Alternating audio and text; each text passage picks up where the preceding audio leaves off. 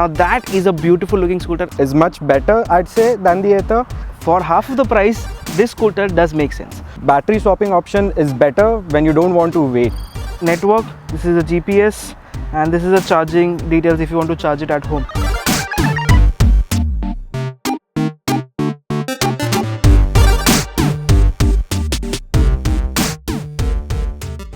Hello guys, and welcome to MotorBeam. Yes, right next to me is the Bounce Infinity E1. Now this is a scooter, an electric scooter, which comes at half the price of an Ather. So is it better? We'll find that out in today's video. But before we begin, subscribe to MotorBeam and don't forget to hit the bell icon. It gets a 2.2 kilowatt BLDC hub mounted motor, and you can see that the design looks quite similar to the Vespa's, and you can actually see the specs right on the screen, so I won't bore you with the details. But then again, this scooter looks quite nice in person. It's a little small, but then again, we are comparing this with Ather, right? I have got Rohit with me today. He rides an Ather 450X Series 1. Now that is a beautiful looking scooter, and he has been an owner of an EV. So from his perspective, how does the Bounce feel? I'm going to tell you exactly that today. Hi Rohit.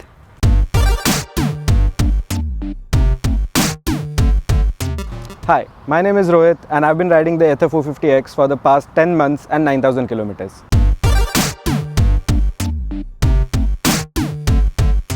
This sure has retro appeal, and it is subjective, but people who love classic design would prefer this over something like the Ather.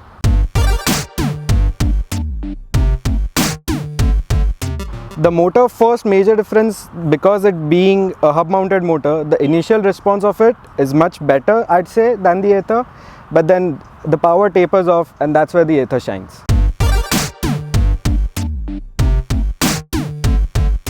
Braking, surprisingly, I liked it on this because it has more feel, but I think the braking power is better in the Ather.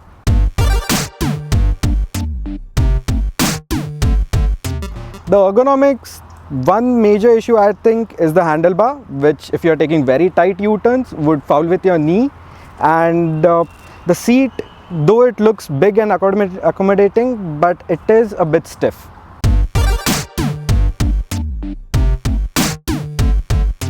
Ride quality, it was a short spin, but the suspension is compliant, but a bit on the stiffer side.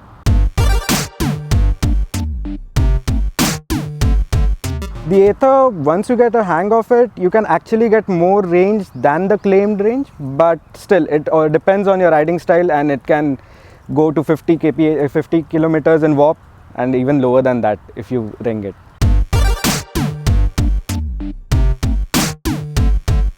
For city riding, I think it's better, it's more manageable, it feels more nimble, but then again, out on the more open roads, I think it will feel a bit lost, and the power isn't there to keep up with the traffic.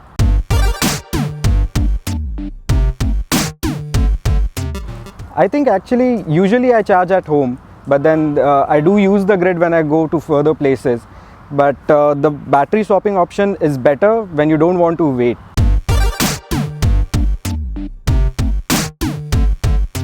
At grid, around 1.5 hours, 1 hour 40 minutes, and at home, roughly 4.5 hours or 5 hours.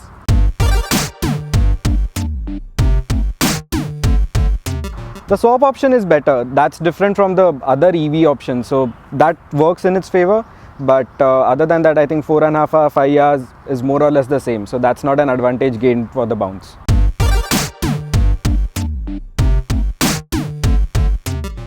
So now you heard from an Ather owner that for half of the price, this scooter does make sense. But then there are lots and lots of gimmicks to play around with, starting off with, but let me show you this. Once I turn on the scooter, it takes about 3 seconds to turn on. Now that is a safety feature that they have been putting, the company has been put, so that they can monitor the health of the battery and the scooter all around. The scooter has a SIM card of its own, the battery has a SIM card of its own, there is GPS, GPRS, everything. So everything is being tracked everywhere. So if you want to steal a battery from the docking station, if you use all the tools that you have, you will not be able to use it or charge it or do anything with it, because there are safety features and measures applied everywhere.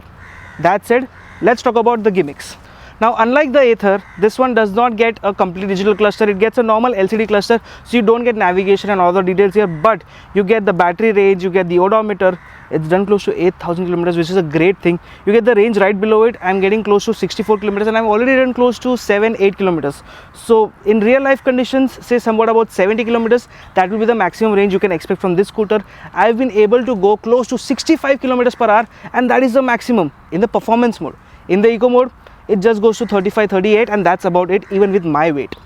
Now this scooter is in its prototype mode, so you can see shabby stand and panel gaps and everything, but the best thing is that this one gets a drag mode. I've engaged it, turn it on, ignition is on, press the brake again and just leave the brake. This scooter will move ahead by itself in the drag mode up to a speed of 5 to 6 kilometers per hour. Now this one also has a reverse by itself. You have to use the same toggle that you use for the drag mode, which is basically a kill switch, but come out of the drag mode from the switch right below. Come to eco, go to this, it will show the parking lights again. All you have to do is keep on the high beam switch which is there, and the meter shows reverse. Keep it pressed and that's it. So you can go front and back at a slow pace. For the Ather, doing that is super duper easy. Just click on the touchscreen, go to reverse mode, go reverse, click on the touchscreen again, go front. It's that easy. Here, it's a little bit complicated. This one gets a total of 2 power modes, basically a power mode and an eco mode. Low end torque में कुछ फर्क नहीं पड़ता है. There is no difference in the low end performance of this scooter, but the top end matters a lot because that is where the speed changes, 35 and 65, close to that, and that's about it.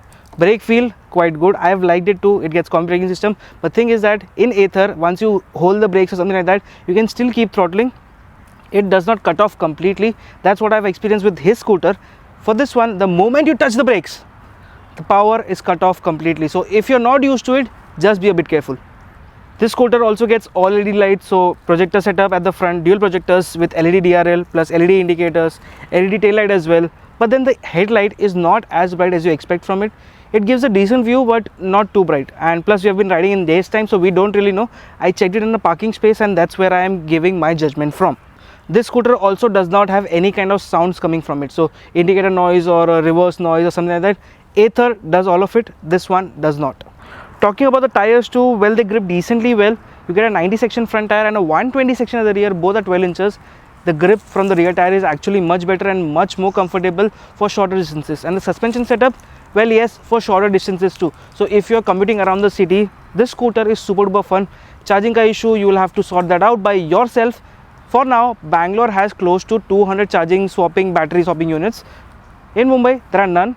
But in the near future, say about in the next 3 months, there will be close to 50 to 100 charging stations, and by the year end, close to 200 to 300 spaces where you can swap the battery or charge it by yourself. Now, since I talked about the battery, let me show you the battery. All I have to do is unlock the seat from right over here. This one's open. Just slide this or rotate this and pull the plug out.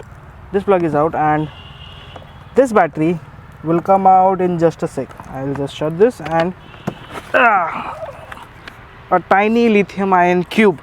So this one, if you can come close, cameraman, nazik aa jao. See this?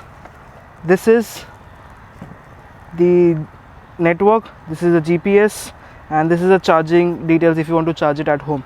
So everything is quite visible over here. This is a decently heavy unit, but not too heavy, so you can just walk around and carry it at home. Say somewhat close to 7 kgs or under that, maybe, not much. Once you come back, and let me show you the underseat storage too. Once the battery is out, you can see that the storage space is quite a lot. But once you put the battery back in, be a little bit careful. Once this one is sitting in, just rotate this and it's locked. Done. So the storage space is not enough for a full face helmet too. Decent enough to carry some luggage, but that's about it. This scooter over here gets a USB charger, which Ather I suppose does or does not. Let me know in the comments below. The battery has a rating of IP67, so it's kind of waterproof, and I'll give you a glimpse of how the swapping station actually works. So you can just take off the battery, scan it with the QR code that it contains on the Bounce Infinity app, swap it, get a new one, change it, and you're quick to go. It takes less than 20 seconds, which is actually a very quick affair. Now, as a verdict, should you buy this scooter for half the price of an Ather? Well, you saw that the Ather is much more convenient in terms of charging, sorry, not charging, basically much more convenient in terms of riding it. It is spacious, it is comfortable, it has better dynamics, it has got a map and everything. So Ather as a whole package for 1,40,000 does make a lot of sense. But this scooter for half the price, basically you can keep swapping batteries. If you're riding it only in the city, doing commutes less than 40-50 kilometers in a day, this one makes sense only and only then. Now there are three plans when this scooter comes out. One is buy the scooter, you get the battery as well as the charger. But if you want to keep swapping it, you will have to pay a premium that is a little over 70,000 rupees, which is for the scooter, so that adds an extra cost. Second option is pay close to 50-60,000 rupees for this scooter and you don't get a battery, but then monthly you can pay somewhere close to 800-900 rupees, and for 35 rupees you can keep swapping unlimited amount of times. The last option is just buy the bare basic scooter for 36,000 rupees in Gujarat, that is after the frame subsidies and everything. You don't get a battery, but for that price you have to pay 1,250 rupees monthly to swap your batteries. And since they have been tracking and doing all of that for the batteries, you cannot just steal it and charge it anywhere you want, because the batteries won't charge until unless you are on the rented wala part and you have to swap it at the swapping station only. So there is a lot of complication. Best is कि सबसे first wala option is the best. 70,000 rupees for this scooter, get a charger, pay a little bit more premium for that particular month and swap where you want it if you're going for the longer distance, or just enjoy the scooter as it is. For now, I'll say that this scooter is quite fun. The build quality is decent, things will be better in the next few months, and I guess it's time to bounce. Thank you so much for watching. I'll see you guys in the next one. Bye bye.